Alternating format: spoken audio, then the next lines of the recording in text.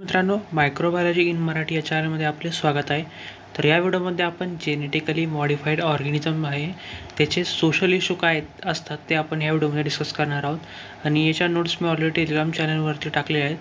तर आणि टेलिग्रामची जी चॅनलची लिंक आहे ती डिस्क्रिप्शनमध्ये मी दिलेली आहे. तर तुम्ही नोट्स ते प्रेफर करू शकता. तर चला तर माझा व्हिडिओ सुरुवात करूया. तर जेनेटिकली मॉडिफाईड ऑर्गॅनिझम किंवा GMO म्हणजे काय आहे ते पाहूयात आधी. तर असे काही लिव्हिंग ऑर्गॅनिझम असतात त्याच्या जेनेटिक मटेरियलमध्ये यूजिंग द जेनेटिक इंजिनिअरिंग टेक्निकद्वारे त्याच्यामध्ये अल्ट्रेशन वगैरे घडून आणलं जातं. म्हणजे एखादा जे काही जीन वगैरे असेल तो एखाद्या स्पेसिसमध्ये इनकॉपरेट केला जातो किंवा इंट्रोड्यूस केला जातो, किंवा एखाद्या स्पेसिसमधला जो काही DNA वगैरे असेल तो दुसऱ्या स्पेसिसच्या DNA सोबत त्याचं इंटरॅक्शन घडून आणलं जातं जेनेटिकली जे काही इंजिनिअरिंग टेक्निकद्वारे. आणि एखादा न्यू कॉम्बिनेशन म्हणजे दोघांचं जे काही फंक्शनिंग वगैरे आहेत ते एकत्र करून एखादा न्यू जीन फॉर्मेशन केलं जातं आणि एक न्यू स्पेसिस फॉर्मेशन केलं जातं किंवा कॉम्बिनेशन ऑफ जीन हे फॉर्मेशन केलं जातं. त्याला म्हटलं जातं जेनेटिकली मॉडिफाईड ऑर्गॅनिझम. आणि ही जी प्रोसेस आहे ती आर्टिफिशियली होते, ही नॅचरली होत नाही. ही पूर्ण जी प्रोसेस आहे जेनेटिक इंजिनिअरिंग थ्रू येते. आणि जर आपण याचे टाईप्स जर पाहिले तर वेगवेगळ्या फील्डमध्ये याचे आपण वापर हा करू शकतो. क्रॉप्समध्ये वापरू शकतो. म्हणजे जर उदाहरण जर आपण पाहिलं तर कॉर्न, सोयाबीन, कॉटन ह्याच्यामध्ये वेगवेगळे जे काही कॉटनच्या व्हरायटीज वगैरे येतात सध्याला, त्याच्यामुळे ते काय करतात एका स्पेसिसचं जे काही जीन वगैरे असेल किंवा त्याचं जे काही फंक्शनिंग असेल ते दुसऱ्या जीनसोबत त्याचं अल्ट्रेशन वगैरे केलं जातं आणि एक नवीन जीनचं किंवा एखादं कॉम्बिनेशन ऑफ जीनचं फॉर्मेशन केलं जातं आणि ते प्लॅन्टमध्ये इनप्लॅन्ट केलं जातं. तर तसंच जर ॲनिमलमध्ये जर पाहिलं आपण, पिग्स वगैरे असतील, काऊज वगैरे असतील, त्याच्यामध्ये मॉडिफिकेशन वगैरे केलं जातं. मायक्रो ऑर्गॅनिझममध्ये जर एखादा मायक्रो ऑर्गॅनिझम तर एखाद्या स्पेसिफिक बॅक्टेरियासाठी आपण वापरू शकतो, म्हणजे एखाद्या स्पेसिफिक डिसीजसाठी आपण ॲज अ रेजिस्टंट म्हणून, ॲज अ क्युअरिंग एजंट म्हणून सुद्धा वापरू शकतो. मग त्यामध्ये वेगळे चेंजेस केले जातात, त्या DNA चेंजेस वगैरे केले जातात आणि नंतर मग ते एखाद्या ड्रगमध्ये म्हणू द्या किंवा जर एखाद्या माणसाला जर त्रास होत असेल तर मग त्याचा वापर करून जर आपण त्याचं जे क्युअरिंग वगैरे करू शकतो, त्याची ट्रीटमेंट वगैरे आपण करू शकतो. किंवा वेगवेगळ्या ड्रगमध्ये किंवा ॲज अ वेगळे जे पेस्टिसाईड असतील किंवा जे काही दुसरे इन्सेक्टिसाईड असतील तर त्यांना किल करण्यासाठी जे काही वेगवेगळे जे काही मायक्रो ऑर्गॅनिझम वगैरे आहे त्याचा आपण वापर हा करू शकतो.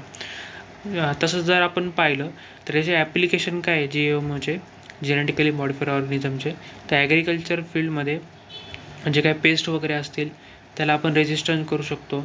आणि याच्यामुळे जे काही जेव्हा पाणी वगैरे कमी असतं, जे काही आपण झाडं वगैरे लावतो आहे किंवा शेती वगैरे, त्याच्यामध्ये जर आपण हे जर जेनेटिकली मॉडिफाईड ऑर्गॅनिझमचे जे किंवा जे ॲग्रिकल्चर फील्डमध्ये जे काही क्रॉप्स जे काय आपण वापरले तर त्याच्यामुळे जे काही सुका वगैरे झाला असेल, जेव्हा पाण्याची कमतरता वगैरे असेल त्यावेळेस ते जे काही त्याचं टॉलरन्स वगैरे असेल ते ठीक राहील किंवा त्याचं जे काही झाडं वगैरे असेल ते सुकणार नाही. जर आपण पाहिलं मेडिसिनमध्ये जर पाहिलं तर जीन थेरपीमध्ये किंवा वॅक्सिन डेव्हलपमेंटमध्ये त्याचा वापर होऊ शकतो जेनेटिकल मॉडिफाईड ऑर्गॅनिझममध्ये.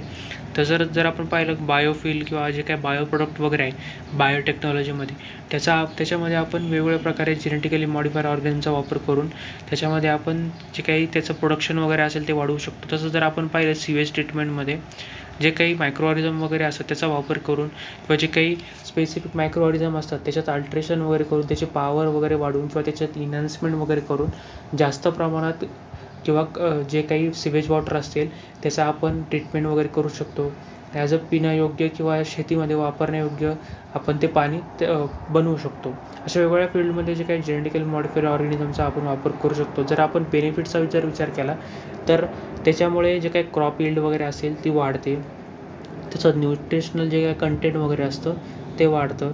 त्या पेस्टिसाईडचं जे काही युजेस वगैरे असेल तो आपण रिड्यूस करू शकतो. जे काही डिसीज रेजिस्टन्स वगैरे आहे, म्हणजे जर एखाद्या स्पेसिफिक डिसीज किंवा एखाद्या स्पेसिफिक इन्सेक्टचा जर त्या क्रॉपवरती जर अटॅक होत असेल तर तो वाचवण्यासाठी आपण हे जे काही जेनेटिकली मॉडिफाईड जे क्रॉप्स वगैरे असतील ते आपण वापर करून मग त्याच्यावरती जे काही डिसीज वगैरे असतील ते येणार नाही. तसंच जर आपण पाहिलं वेगवेगळे जे काही डिसीज वगैरे कॉज होतात त्याच्यावरती आपण जेनेटिकली मॉडिफाईड ऑर्गॅनिझमचा वापर करून त्या डिसीजला रेजिस्टन्स वगैरे करू शकतो. तसंच जे काही न्यू मेडिकल ट्रीटमेंट स्ट्रेन वगैरे आयडेंटिफाय करण्यासाठी, डिस्कवर करण्यासाठी जेनेटिकली मॉडिफाईड जे काही ऑर्गॅनिझमचा आपण वापर करू शकतो.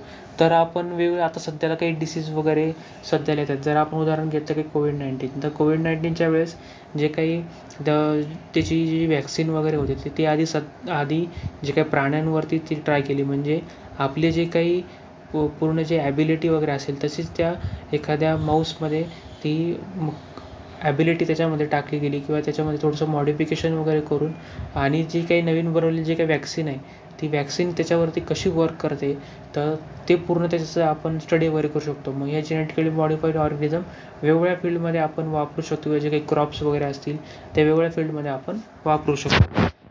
आणि आता जर आपण पाहिलं तर याचे ॲप्लिकेशनसुद्धा आहे, बेनिफिटसुद्धा आहे, युजेस वगैरे भरपूर यायचे. पण याचे काही इश्यूज वगैरे पण आहे, सोशल इश्यू पण आहे आणि एथिकल इश्यू पण आहे. तर सोशल इश्यू आपण आता या व्हिडिओमध्ये पाहूयात. तर सगळ्यात पहिल्यांदा फूड सिक्युरिटी.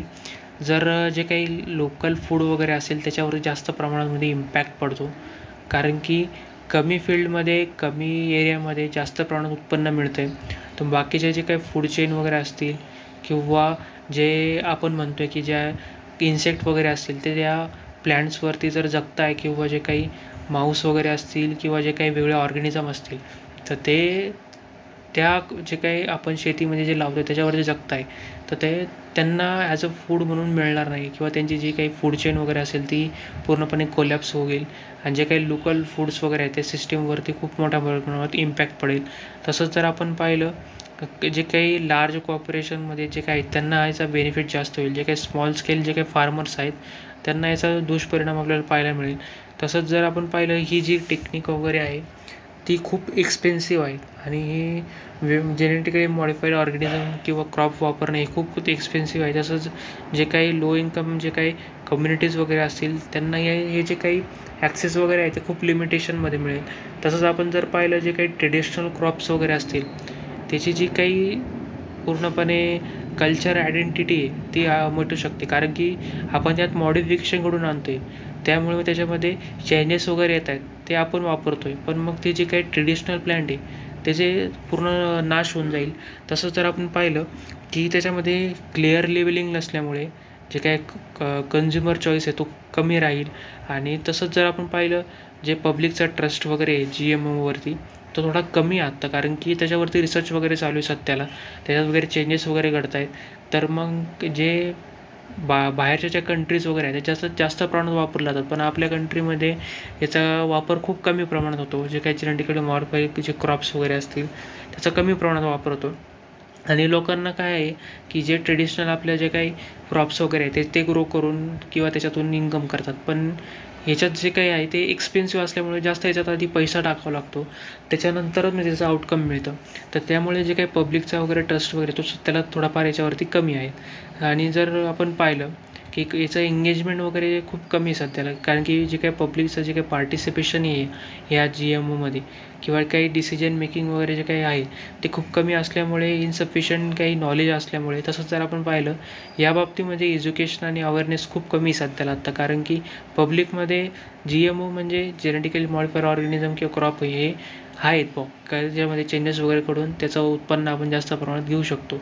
पण सध्याला आता काही पब्लिक जे काही आहे गावाकडच्या वगैरे त्यांना अजून या गोष्टी माहीत नाही, पण माहिती आहेत पण त्यांना ते करायचं नाही, कारण की ते एक्सपेन्सिव्ह आहेत, खूप जास्त त्याच्यामध्ये खर्च लागतो, त्यामुळे मग ते त्याच्यामध्ये उतरत नाही आहेत. तसंच जर आपण पाहिलं की जे काही ग्लोबल स्टँडर्ड वगैरे आहे याचे थोडेफार इन्सफिशियंट नॉलेज असल्यामुळे आणि काही प्रमाणात याच्यामुळे काय होतं की जे काही ट्रेडिशनल क्रॉप्स वगैरे असतील त्याच्यावर त्याचे काही नाश होतो आहे. आणि वेगवेगळे जे काही फूड चेन वगैरे आहे बाजूच्या जे त्याच्यावरती, कारण की बरेचसे जे काही इन्सेक्ट वगैरे असतील जे काही बाकीचे ॲनिमल असतील ते याच्यावरती जे हे ऑर्गॅनिझमचे जे काही असतील ते याच्यावरती फीडिंग वगैरे करतात, त्यांच्यामुळे सुद्धा जे कारण की त्यांना न्यूट्रिशन मिळत नाही, त्यामुळे त्यांची जी काही पूर्णपणे फूड चेन आहे ती बदलून जाते. तसंच जर आपण पाहिलं जेनेटिकली मॉडिफाईड ऑर्गॅनिझमचं जे काही सध्याला जे अवेअरनेस वगैरे असेल किंवा एज्युकेशन वगैरे खूप कमी प्रमाणात दिलं जातं आणि आपल्या इंडियामध्ये खूप कमी प्रमाणात याचा काही वापर केला जातो, त्यामुळे मग याचं अवेअरनेस वाढायला पाहिजे. आणि तसंच जरा याचे आपण युजेस वगैरे पाहिलं तर मग कमी एरियामध्ये आपण जास्त प्रमाणात यील्ड वगैरे घेऊ शकतो त्याचे. आणि वेगवेगळे जे काही डिसीज रेजिस्टंट आहे किंवा इन्सेक्टिसाईड्स वगैरे आहेत ते त्याचा वापर आपण कमी करू शकतो आणि वेगवेगळे पेस्टिसाईडचा आपण वापर कमी करू शकतो. आणि हे जे काही याच्यामुळे जे काही क्रॉप यील्ड वगैरे असतील किंवा जे काही न्यूट्रिशनल कंटेंट वगैरे असेल ते वाढतं त्याच्यामुळे. आणि आपण याच्या बऱ्याचशा फील्डमध्ये जे काही जेनेटिकली मॉडिफाईड जे काही ऑर्गॅनिझम असतील, क्रॉप असतील, वेगवेगळे जे काही बायोटेक्नॉलॉजीमध्ये असू द्या किंवा वेगवेगळ्या फील्डमध्ये आपण त्याचा वापर हा करू शकतो. तर या व्हिडिओमध्ये आपण जे काही जेनेटिकली मॉडिफाईड ऑर्गॅनिझम आहे त्याचं सोशल इश्यू काय ते आपण डिस्कस केले. जर तुम्हाला माझा व्हिडिओ इम्पॉर्टंट वाटला असेल नक्की व्हिडिओ लाईक करा, चॅनल सबस्क्राईब करायला विसरू नका. चला भेटूया पुढच्या व्हिडिओमध्ये.